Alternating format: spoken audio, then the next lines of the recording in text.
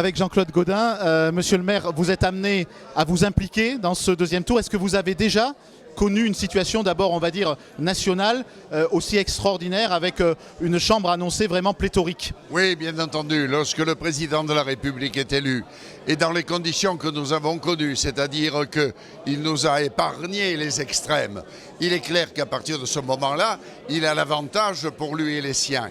Mais dans la République française, dans notre démocratie, c'est pas utile que le président de la République ait 400 ou plus, comme on l'annonce, de députés. Il est clair qu'il faut le pluralisme. Il est clair qu'il faut aussi des hommes et des femmes qui sont expérimentés. Si vous regardez Marseille, l'abstention a été considérable. Elle est même injuste à l'égard de nos députés qui portent les couleurs, les valeurs de la droite républicaine et du centre, qui ont fait un boulot extraordinaire à l'Assemblée nationale en tant que députés et qui, dans la proximité, tiennent des postes importants dans cette ville où, entre autres, nous avons toujours fait reculer le chômage, créer des emplois, attirer des entreprises. Ces députés-là, ils méritent de rester.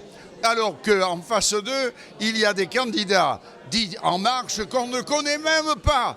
Et ceux qu'on connaît, ils ne sont pas terriblement brillants. Alors, monsieur le maire, on a connu une situation qui était compliquée aussi pour vos équipes. C'était 97, hein, l'époque de la dissolution. Il y avait eu un premier tour difficile et vous aviez sauvé tous les députés. Est-ce que vous pensez que ce cas de figure est encore jouable pour Madame Boyer, Monsieur Tessier et Monsieur Thian? En tout cas, je le souhaite. L'abstention est telle qu'à la fois M. Thian, Mme Boyer, M. Tessier devraient pouvoir récupérer suffisamment de votes de manière à pouvoir gagner. En tout cas, je vous le dis, ils le méritent. Ils ont tout mon soutien.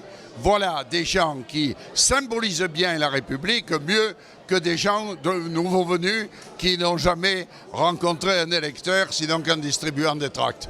Monsieur le maire, il y a quand même un risque aussi pour Marseille, c'est d'avoir des députés qui peuvent se nommer Mélenchon, Ravier, peut-être aussi un député Front National dans le 7e secteur, enfin dans la 7e circonscription.